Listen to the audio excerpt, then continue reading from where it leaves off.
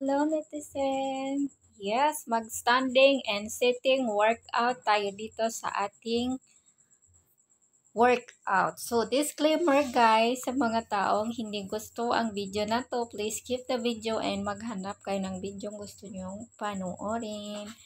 So, mahaba-haba to ang aking workout guys and umabot to ng 9 minutes. So, dito tayo mag-biga-biga, charis. Yes! Workout natin ang ating legs para lumiit-liit. Kung meron kang legs na malaki like me and malaki din yung belly mo, so do it like this workout, 1 minute, 1 minute. Paulit-ulit lang siya guys. Pwede siyang gawing 2 minutes. Depende sa inyo kung kaya nyo 1 minute, 5 minutes. Of course sa akin 1 minute, 1 minute lang siya guys kasi mangangalay din yung ating mga braso and then ang ating legs and then ang hindi ka makahinga-hinga. So, exhale, inhale lang guys para hindi kayo maano dyan, masuffocate at yes, simplihang workout lang to guys without equipment and hindi ako nagamit ko na na pang sasahig na nilalagay. So, nagsuot naman ako ng socks. So, no worries of it. Malinis naman, chares. Malinis naman yung aking sahig. So, ganyan guys, i-workout nyo ang inyong cheese. Pag ganyan, magka-count lang din kayo ng 1 minute or 30 counting. Kung kaya nyo 2 minutes, pwede nyo siyang gawin. Yes. Para maano guys, ma-move yung inyong mga muscles sa breast and sa cheese, whatever na kung anong gagalaw dyan. Yes, tama guys. Huwag kayong puris. Kasi simplehang workout lang naman. So, hindi nyo kailangan mag-habe workout. So, kung sanay ka na sa workout, so gawin mo siyang habe. So, sa akin, mga simplihan lang to guys. Kasi organic workout lang tong ating ginagawa para hindi naman tayo pumayat ng bonggang-bongga at hindi rin tumaba ng bonggang-bongga. So, ganyan din guys para magka-shape din yun ang inyong kalabotan. Mostly girls sa mga flats na body like me. So, sabayan nyo ako guys sa pagbo-workout. So, nasa inyo na yun guys kasi marami namang way sa workout na pwede nyong gawin. So, wag nyo naman akong gayahin kung ayaw nyo kasi kung nahirapan kayo sa aking ginagawa, ayaw ko rin mahirapan kayo. Kasi sa akin, nasasanay na yan si Cordapia sa kanyang pag-fitness. Kasi yan ang ating content guys. So, wala tayong masyadong ganap sa buhay ngayong araw kasi Christmas nga. So ulitin na natin kasi minsan lang to, charis. Sa susunod na naman na Christmas tayo mag-celebrate. Yes guys, I'm celebrating alone here. Matutulog lang ako mamaya Pagkatapos mag-dinner, matulog wala naman tayong gagawin. Yan ang buhay natin.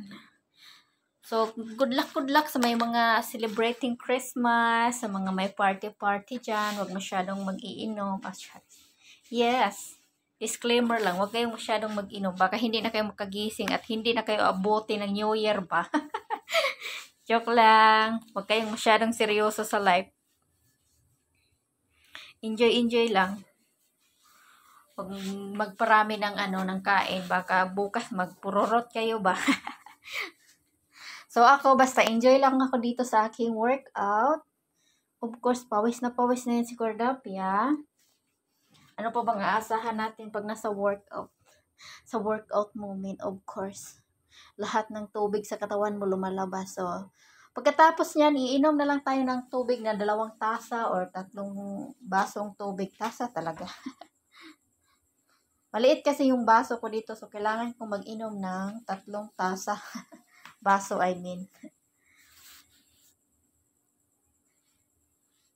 Para sa legs natin, guys, na malalaki like me, normal lang yun, guys, malaki ang ating legs. Kasi tumatanda tayo ba? Normal lang din sa ating mga babae na maglaki-laki yung ating mga bell kasi hindi tayo bumabata, guys. Tumataas yung ating edad. So, kailangan natin na mag-maintain pa rin sa ating kinakain kasi isa din yun sa dahilan kung bakit tayo tumataba at mag-layer-layer ang ating mga bell-bell. So, sa akin talaga, problema kong bell-bell dyan. Sa harapan talaga, uy.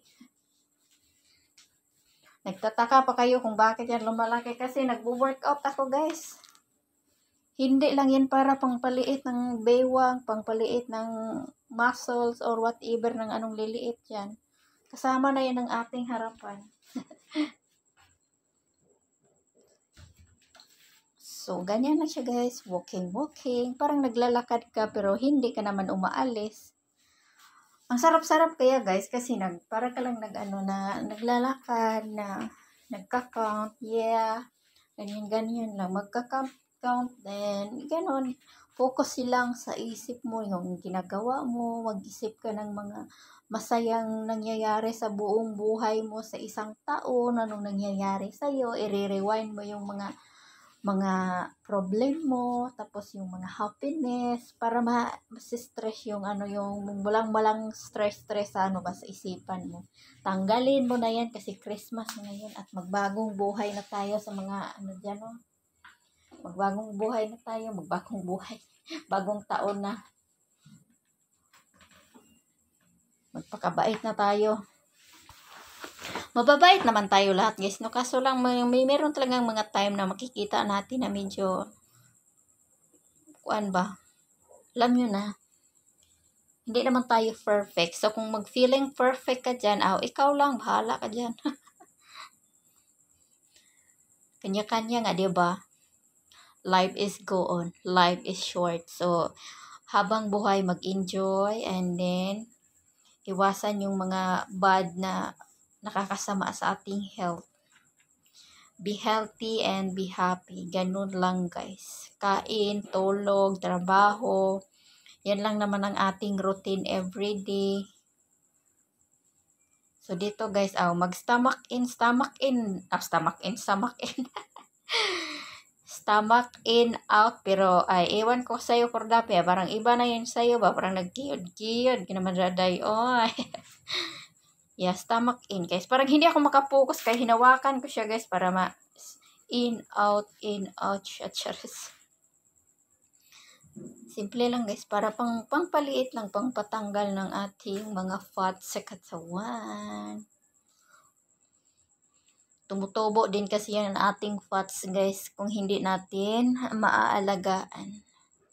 At saka, wag kayo guys, kung kumain kayo ng marami, wag kayong umupo agad. Maglakad-lakad, walking. Hindi yung pagkakain nyo, higa, nakaupo. Kasi, ganon yung dahilan kasi bakit, yung bell natin ba, nag-layer. Lumalaki siya. So, need nyo na standing. Wag mo nang uupo bago katapos kumain. Standing is the key. Nafe-feel ko din naman yan guys. Sometimes na pagkatapos kong kumain, minsan inaantok. Hindi ko na namalayan. Nakatulog na ako. Ganon. So, diet. Huwag kayong masyadong sobrang diet. Yes, kasi baka magkasakit kayo ba? Ako pasisihin nyo. Yes, tama guys. Tamang tamang discipline lang sa health and tamang kain, iwasan ang mga sweet food. So, ganon. So, anyway guys, dito na tayo magtatapos and thanks for watching. See you to my next video.